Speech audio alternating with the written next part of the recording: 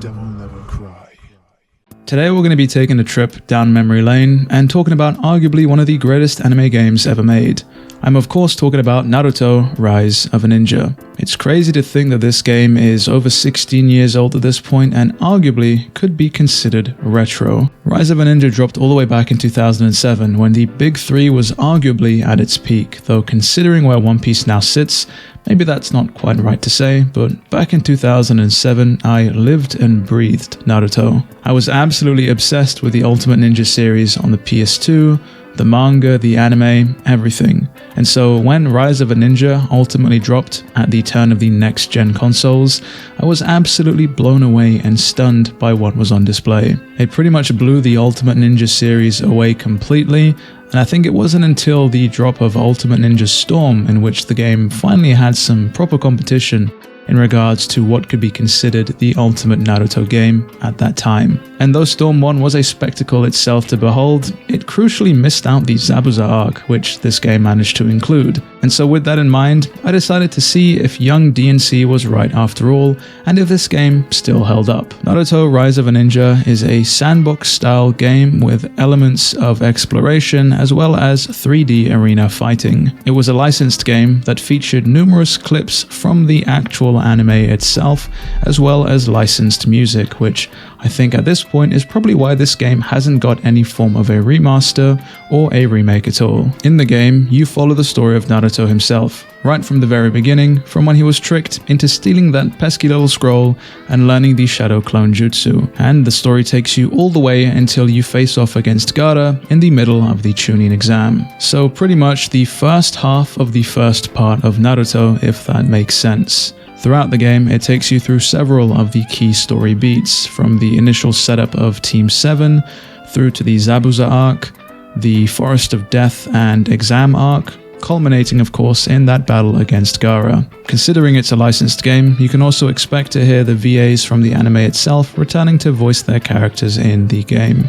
As mentioned, the game pretty much follows a fairly standard sandbox approach, in which you're thrust into Konoha village, allowing you to explore it at will, pick up a myriad of different side quests to do, as well as minigames and secrets to find. Being able to explore Konoha village in and of itself at the time was absolutely fantastic, and still to this day actually holds up quite well.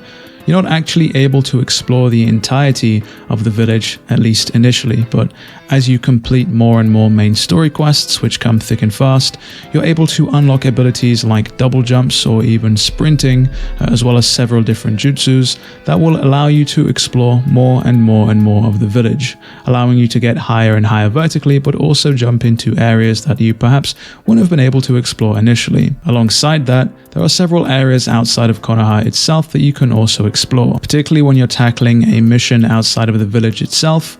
Completing said mission will actually unlock that area, allowing you to come and go there as you please. Beyond that, the sandbox world itself is populated with a substantial amount of villagers, I believe over 250, most of which absolutely hate Naruto's guts. It is quite in line with the story of the game itself, albeit when you think real hard about it and who Naruto ends up being, it doesn't necessarily make all too much sense, but that also ties into the game's main quest system. Whenever you complete specific minigames, whenever you complete side quests or main quests, your notoriety throughout the village seems to increase. And with your name being attached to more and more positive outcomes, villagers are more likely to be respectful and react positively whenever they see Naruto. Though as previously mentioned, initially they all hate you, so any attempts at trying to interact with them will have them politely telling you to f*** off. Sometimes, however, for those intimately frustrated NPCs, Naruto will have to use his Harem no Jutsu to convince them otherwise, if that makes sense.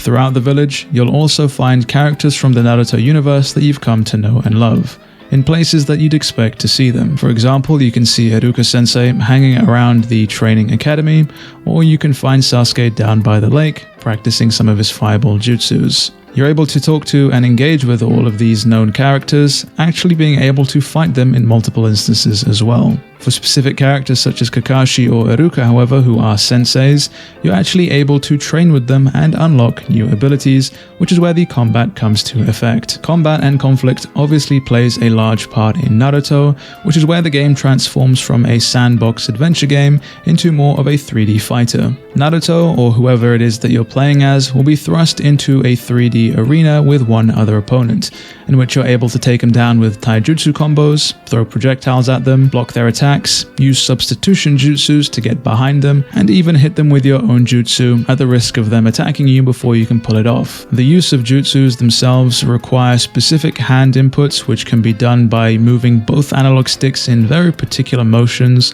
which will then allow you to pull off a jutsu of a varying level depending on how much you've learnt and how much chakra you have at any given point. If you're able to successfully pull off a jutsu, you'll then be thrown into a specific quick time event, in which your success will actually allow you to do more damage to your enemy with lengthier animations, and failure often means the enemy simply blocks the attack. Coincidentally, any enemies that you currently face off can also pull off jutsus, and if you're not able to interrupt them in time, you'll then be forced to guess what inputs the CPU or whatever player you're playing off against has as their inputs for the quick time event. If you're able to successfully match what it is that they want you to press, then you're able to block the attacks. If not, and you'll find yourself on the receiving end of some very hefty damage. The game does a fantastic job of grounding these jutsus into the combat as well as the overall world of exploration itself, as you're actually able to use a lot of the jutsu that you learn from specific senseis like Kakashi or Iruka in the world itself. For example, Naruto's Shadow Clone Jutsu can be used to break down and bust open doors that you otherwise wouldn't be able to access. Or you can use your Chakra Concentration Jutsu to walk up vertical surfaces, allowing you to explore more of the city. The game does a fantastic job of tying Naruto's character development into the development of the game itself, allowing you to unlock and open up more and more parts of the city and the game as Naruto as a character grows. When it comes to training and progression, as mentioned, you can visit a sensei to use training points to unlock new taijutsu combos or new levels of jutsu altogether. These training points are accrued by simply playing the game and completing side quests, main quests, and even some minigames. Throughout the world, you'll also find ancient coins scattered throughout, enticing you to effectively explore to find as many as you can. These coins can then be used as a form of currency to purchase things that can help enhance Naruto. For example, you can head off to the scroll shop once you unlock it to buy scrolls that can enhance different factors of Naruto, like his projectile damage, his jutsu damage, or even his combo damage. The coins can be used to buy items like kunais, which you can use to great effect in messing up people in combat, or it can even be used to purchase and upgrade the ramen that Naruto is able to carry whenever he buys any from Ichiraku Ramen. Think of ramen as a standard RPG potion, and that it is used to restore your health. With the greater the level of ramen that you have unlocked, the more health that it recovers. Because the game consistently has you learning and growing and opening up more and more that you can do in the game itself, the pacing feels thoroughly and well thought out. And it doesn't feel as though it hits any flat spots, or it doesn't feel as though the pacing drags at all. Even when they add small pieces of filler here and there to help pad out the game time, it's all well thought out and effectively doesn't take all too long to complete before you're able to move on to the next story beat. Great pacing itself is something that still to this day a lot of contemporary games still struggle with, and so it feels like a rarity that a game of this era managed to nail it quite effectively. And even if you grow a little bit weary and tired from all of the fighting or the exploration, you then are able to tackle specific minigames. For example, there is a delivery minigame in which you're supposed to take Ichiraku Ramen and their products and deliver them to paying customers, effectively forcing you to make your way to a specific part of the map in a very limited amount of time. And as Naruto's abilities grow, the more deliveries you unlock, effectively forcing you to get quite creative with some of the routes you take to get your food there on time. Now, arguably, considering Naruto's doing all kinds of flips and wall runnings, who knows if the food is even in an edible form by the time we get there, but hey, we managed to get there in time, and that's all that counts. If ramen delivery is not your thing, you do also have the option of playing hide and seek with Konohamaru. Konohamaru will go and hide somewhere within the map, and it is up to you to find him within a specific time limit. The more and more rounds of hide and seek that you play with Konohamaru, the harder it will be to effectively find him, culminating in a final game of hide and seek in which he hides in a place that you would least expect. The minigames are just challenging enough to keep a player engaged without feeling super frustrated, and they're not throwaway minigames in which you'll basically never want to do them because they seem like they're worthless. They provide tangible rewards in the form of an increase in your health and money, which is definitely worth doing, specifically if you want to go for 100%. Something that I probably should have mentioned earlier is the game's graphics.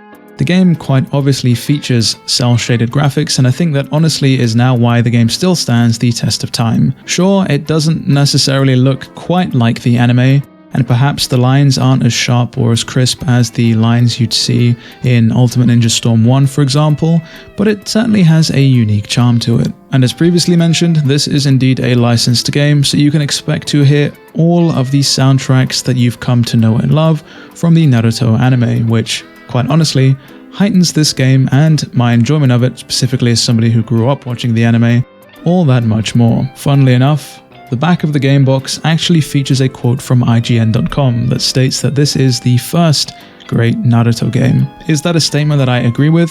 Not necessarily. This game is fantastic and potentially is one of the best ever made, but is it the first? When you have games like the Ultimate Ninja series on the PS2 or even the Clash of the Ninja series, I don't think this is the first great Naruto game, but it potentially is in the running to be one of the greatest. My only issues with this game is just how short it really is. When you think about it, from the start of the anime all the way to the Gaara fight, really isn't all that much material at all. Looking for other reviews beyond that IGN one actually has proven to be quite tricky, as a lot of the web pages and links lead to dead ends and 404s, as those pages simply don't exist anymore. However, from the reviews that I could find, I did spot a few key points that I actually agree with. The first of which is the camera and the platforming.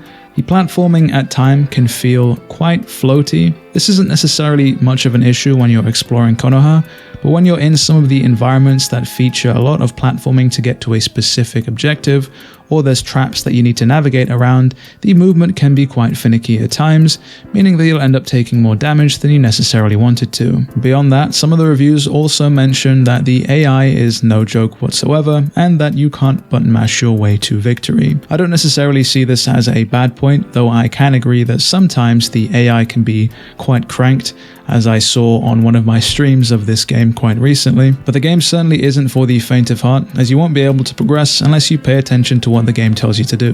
Beyond those 2 points, one other point I agree with is that this game is very beginner friendly at the start and serves as a fairly easy way to get into Naruto if you know nothing about the series. Something else to consider is that this game does feature local co-op. You are able to face off against one other person, specifically in the fighting arena.